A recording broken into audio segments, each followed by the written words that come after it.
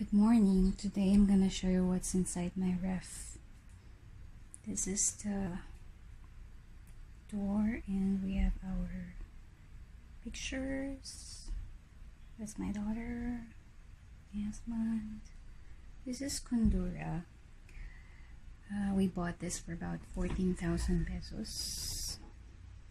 This is already about 6 years with us. Yan. These are the eggs, and I have some newly bought eggs because I'm gonna bake. Hindi na kaya, so dyan na lang siya. Unsalted butter and dairy cream, the classic one. I have some leftover mayonnaise and cheese pimiento, so put that in there. Achara, that's my husband's because I'm not into achara. My favorite, Barley Fiesta. Super favorite ko yan. These are given to us by my husband's aunties from the US. Our water. My daughter's vision bottle. Minsan nagdedede pa rin siya sa bote. 4 years old na siya. Carlo Rossi. Binuksan ng asawa ko nung minsan. Hindi siya makatulog. I have some Caramba spicy barbecue sauce. Sarap to. Pwede mo siyang i-dip and pang-marinate. Mamacitas. I only use Mamacitas and Lee Comkey sauce whenever I need to. Oh, this is barbecue marinade. I thought it's oyster.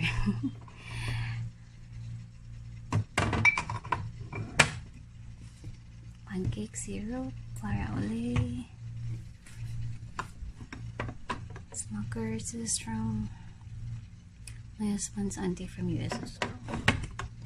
And from Baguio, pasalubong rin, strawberry jam.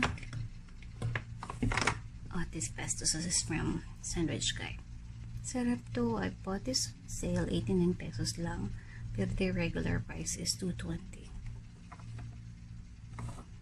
Konti na lang siya. Pwede mo rin siyang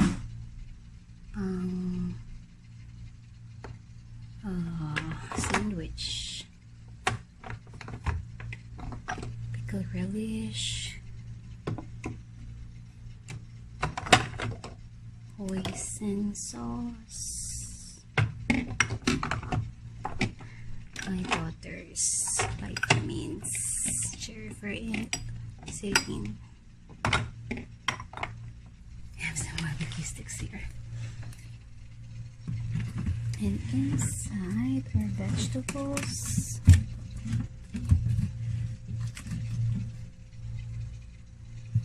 Super puno. I can't open it because of the repolyo. My favorite repolyo. Laing. I'm gonna cook some laing. Puno na kasing lagayan ko ng sibuyas sa labas. So, nilagay ko yung iba dito. But I usually store my onions and garlic sa labas lang kasi mag-moist siya. I have some onion, white onion, potatoes, luya, skinny cars. This is rice. Sa Shopee ko to binibili. Nagkikito kasi ako on and off. This is about 130 pesos.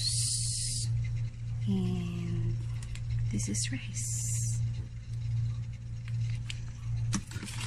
Meron din ako ditong noodles. Shirataki noodles in gel hair. Ginagawa ko tong pansit bihon. Ang sarap. Mahilig kasi ako sa pansit. So, instead of doing spaghetti or anything anything else. Pansit bihon ang ginagawa kong recipe dito. Shrimp powder, carrots, yan. Luto ako ng pansit using that shirataki ng mga susunod na araw. And I'm gonna cook talong, steak, and bangus. Ito bangus. Leftover to, bukas na siya. So, mas ginusto kong ilagay siya sa ref. There you go. It's all in my vegetable lalagyan. This is gourmet tuyo. I made this. Dami ng oil. That's olive oil. Kasi may leftover olive oil. Nilahat ko na dito. May tuyo din yung Nato Tostitos. That's for my husband. Yun yung medyo may tabi-tabi ng tuyo. Gusto daw niya yun. These are chocolates from pasalubong din sa husband ko ng family niya. I'm not sure if this is from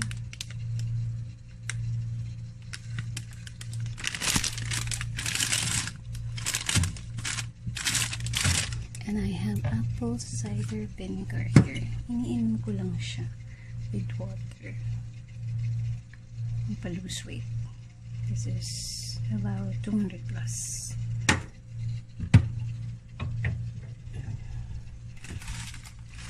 Itong laking dried na siya. Binibili ko lang siya sa Robinson's department store. Minsan lang kasi kami makapagpalengke. These are my daughter's leftover chocolates. Ganun buksan. Ayan. Lollipops, chocolates, candies. And ito, kapag magpapadeliver kami ng food sa McDo, Jollibee, dito ko nalagay yung mga ketchup na hindi nagagamit. Tsaka yung mga cheese powder, barbecue sauce, at saka magic sarap na nabubuksan ko na titira. Diyan ko nilalagay.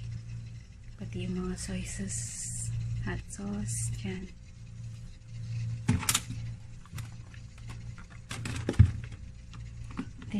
This is something I want to share. I use Luck and Luck for all my vegetables. What I do. This is calamansi. Nilagyan ko siya ng tissue sa ilalim at sa ibabaw so they can last long. One time kasi pumunta kami sa Baguio, ang dami naming gulay, and after that na hospital yung anak ko, so hindi namin siya maluluto.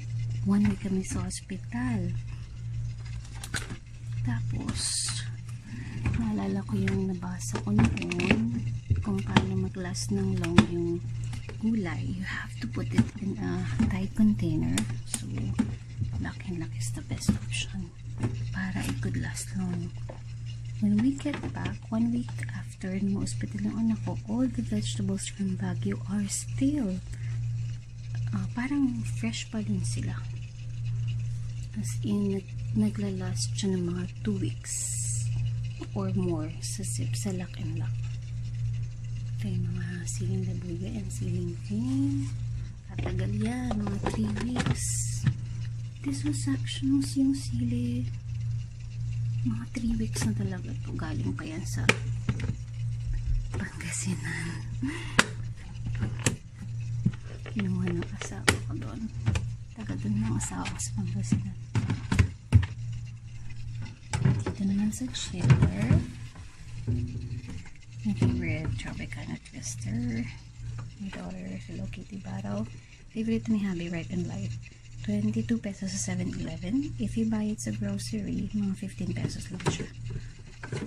My daughter's panglinis ng Those are her gamot. Paracetamol. This is leftovers from favorites from. This is jalapeno.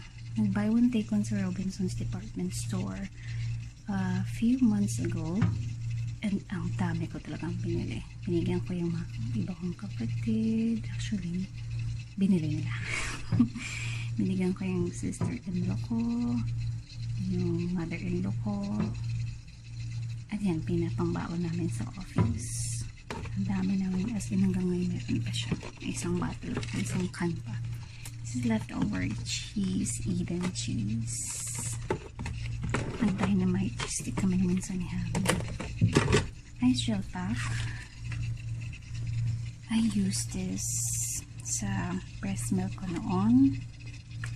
Pag nagpapapa ko sa office, pwede pa rin siya. Ang tagal na niya. 4 years old na yung anak ko. Sabi mga 6 months lang to pwede. But still, you know, lasts up to 3 times longer than ice. Ang ginagamit ko to sa office kapag may laon akong pagkain na kailangan kong i-ref, dinadala ko na lang to kasi minute na ako ng pagkain sa ref. Grabe, sa office. So nilalagay ko na lang siya sa locker. Nakalagay siya dun sa thermal pouch ko. Yun rin yung ginagamit ko noon sa breast milk na baby. Nagpapakuta ako. Here you go. Gumagawa ako ng ice na ganyan. Okay. This is the ice cream na ginawa ko, made of Oreo, KitKat, Fudgy bar, all-purpose cream. Super nasarap ng ano ko. Ito. That's marinated. Tapos, pili ko lang sa Robinson's. This leftover tomato sauce, frozen beans, I mean. Pure foods favorite niya. Sarap siya. Pure foods. Chicken poppers. Chicken popcorn natin. If you buy lang mas malaki nito, 40 pesos yung masasira. And this, if you buy this in the grocery, this is 150 pesos. Pero yung kapitbahay ko dito, pinsan nung owner nito. So we can buy this na mas mura. Favorite hotdog, Pure Foods. Kakanti na lang siya. Naubos namin ng anak ko. It's the ground beef. Hindi ko yung asawa ko yun with sinikang mix, nor, and labanos. Yun na, masarap. Yun ang paborito ng luto. This is pork tofu. Ilalagay ko sa laking. Sakto na lang siya mag-maliit. So, that's it. That's what's inside my ref. And I have a new oven. I'm gonna use this in the coming days. Medyo busy pa lang sa pag-aalaga ng anak ko because we don't have yaya. So, hindi ko pa siya magawa. I'm excited to bake. Yeah, so last look.